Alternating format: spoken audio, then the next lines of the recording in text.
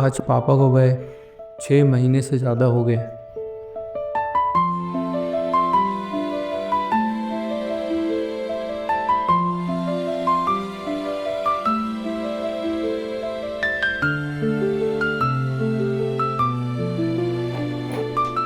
उन्हें brain cancer था, last stage. कितने ही दिन जी लेते, लेकिन आखिरी दम तक हार नहीं मानी उन्होंने।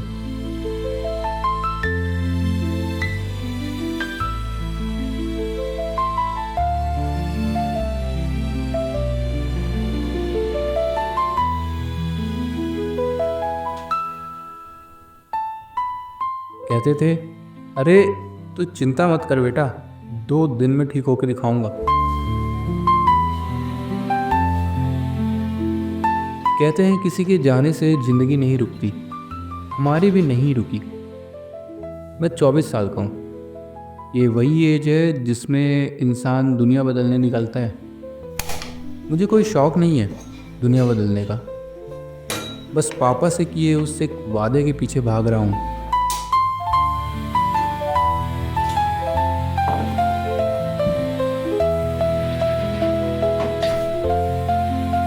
पापा के जाने के बाद हमारे घर फाइनेंशियल इशू तो नहीं है, क्योंकि मम्मी की गवर्नमेंट जॉब है, घर वही चलाती है शुरू से।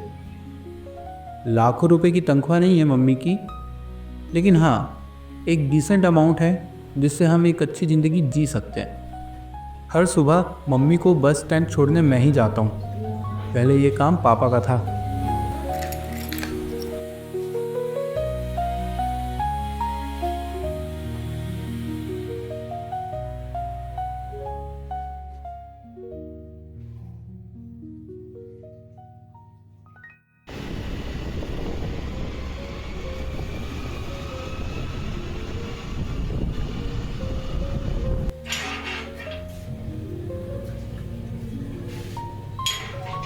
पापा के जाने के बाद उनके सारे काम मुझे ही करने पड़ते हैं।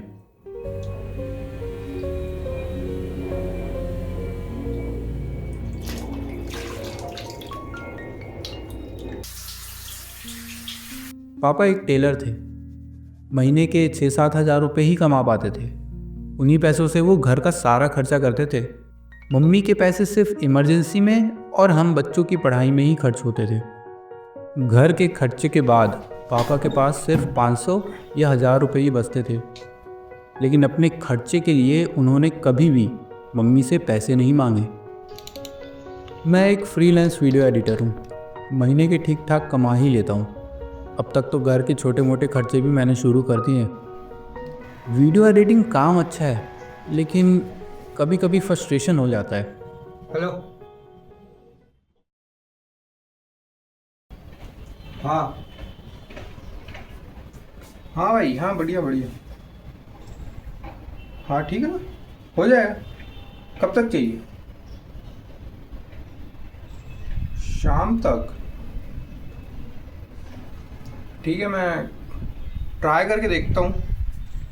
हाँ मतलब मैं भेजता हूँ, शाम तक भेजता हूँ।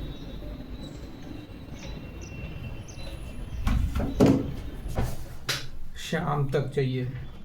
पागल लिखता हूँ कि और भी 10 काम है मुझे, और भी 10 लोगों की वीडियो बनानी है।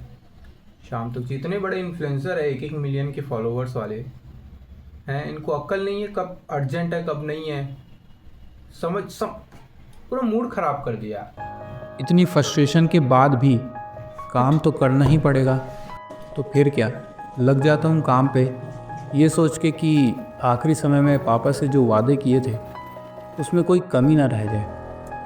एडिटिंग बुरा काम नहीं है, बहुत कुछ सिखाया है इसने मुझे। आज जितना भी कमा पा रहा हूँ इसके वजह से ही कमा पा रहा हूँ। लेकिन कब तक, आखिर कब तक एडिटिंग करते रहूँगा? कब तक पर्दे के पीछे काम करूँगा? कब तक दूसरों को कमाते हुए देखूँगा? बस यही सोच के मैंने भी कंटेंट क्रिएशन स्टार्ट किया। एक यूट्यूब चैनल खोला, दिन भर एडिटिंग के बाद रात में समय निकाल के स्क्रिप्टिंग करता और सुबह रिकॉर्ड करता और खुद ही एडिट करके खुद ही अपलोड करता। 2 साल लगातार वीडियो डालने के बाद भी कुछ ग्रोथ नहीं दिखा। मेरे बाद स्टार्ट किए कुछ लोग तो मुझसे बहुत आगे जा चुके थे। समझ नहीं आ रहा था कि कहाँ गलती हो रही है, कोई बताने वाला भी नहीं था। एक दो वीडियो अच्छी परफॉर्म भी की, लगा कि अब कुछ अच्छा होगा, लेकिन फिर वही कम व्यूज़। जिस टॉपिक पे लोगों के मिलियंस जा रहे थे, मैं 1000 व्यूज़ में अटका था। कुछ लोगों को देख के लगता था कि यार मैं इनसे भी गया गुजरा हूँ, अब तक कुछ हुआ नहीं। गुस्से में भगवान से सवाल करने लगा। क्या चल रहा है ये सब है? क्या चल रहा है ये सब? इतने मैं 2 साल से लगा हुआ हूँ, 2 साल। एक बात बताओ, एक बात बताओ, भगवान, अगर सच में हो आप, है ना, अगर सच में हो तो ये क्या चल रहा है मुझे ये बता दो। मुझे समझ नहीं आ रहा बिल्कुल भी।